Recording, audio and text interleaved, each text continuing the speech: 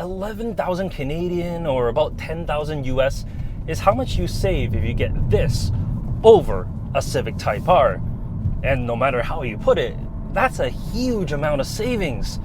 Hello, my name is Jimmy and welcome to the 2024 Hyundai Elantra N.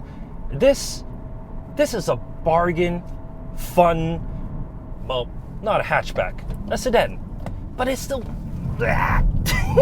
it's still so much fun. Let me engage N mode, and it makes all the right noises. 276 horsepower through a 6-speed manual. It's just perfect, isn't it? This is the perfect recipe for like a hot hatch, except it's not a hatch, it's a sedan.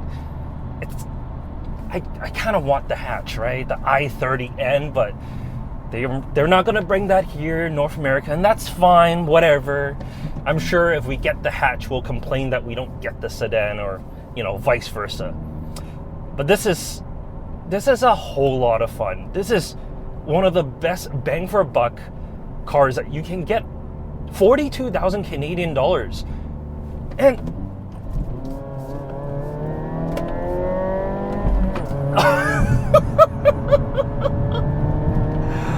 oh, so enjoyable. Sure, the shifts may be a little long, but you can definitely change that.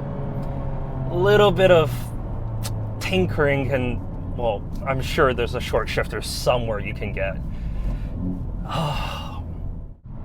In terms of looks, I actually do like the new Elantra N. It does look wider than before.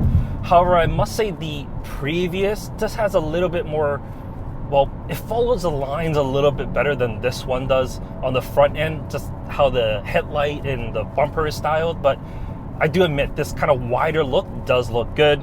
And I like the wheels on this better than the previous generation as well. And the rear bumper, it just matches with the side skirts so much better. So overall, I would say the Elantra is better looking than it was previously. But I don't think the previous one was really any worse. They did do some suspension improvements, some steering improvements as well. But to be honest, unless you're driving them back to back, you probably wouldn't notice. From the driver's seat here, it's just a lovely place to be because I got these fantastic seats and they're heated for our Canadian winters.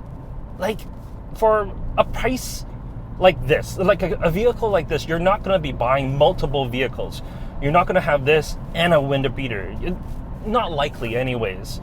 This is going to be the vehicle you're going to be driving all year round and having heated seats and heated steering wheel, dual zone climate control. These are just really nice things to have. Admittedly, the interior is the older version of Hyundai's setup, so some of the plastic isn't as good. You don't get the wireless CarPlay, but you do get a wider screen and a bigger screen than the Type-R does, so that's something. And the overall controls are very easy to use, and I do like the digital display as well. It shows you everything you kind of want. Oil temp, engine temp, tire pressure, it's all right there in front of you. And these N mode buttons, they're just so easy to press, well, right on the steering wheel. Whenever you need to, well, have a little bit of extra performance for whatever reason, you can press those buttons, and they're customizable. You can have N mode custom 1, N mode custom 2, or drive modes. You can change it the way you like.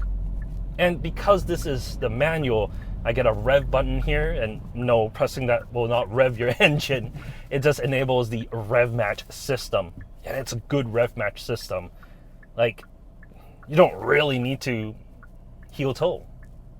Just let the computers take care of it for you.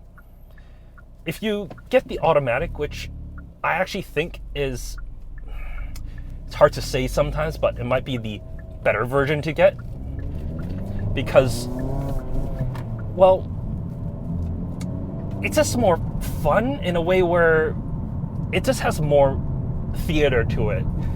From my experience here, the manual, it doesn't pop and bang the noises from the exhaust. It just doesn't do that as much as the automatic.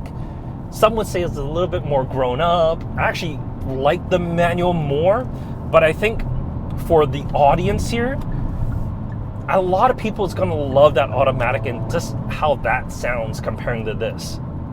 There's nothing wrong with this, but I think people are going to like the automatic more than this.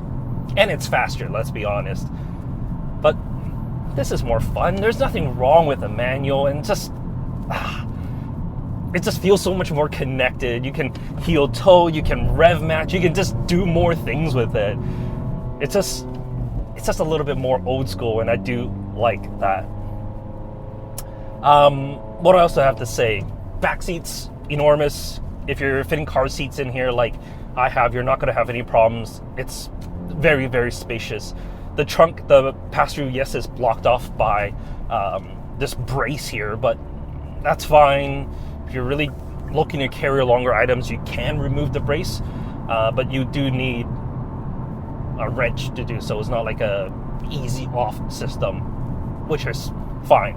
So if you're planning an IKEA trip, just plan ahead accordingly. It is a big trunk as well. I mean, let's be honest.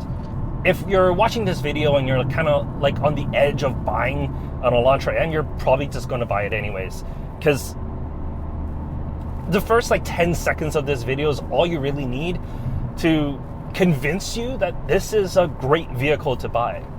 It has all the right features, it has all the right stuff to it. Yeah, it might not have some of the nice bits and pieces inside, but you gotta remember, 42,000 Canadian dollars, that's all you're paying. It's a really, really good bargain. In any case, I'm just gonna keep driving. I'm gonna keep enjoying this as much as I can for the rest of the week here. If you do have any questions, let me know in the comment section down below, and I'll catch you next time. Take care.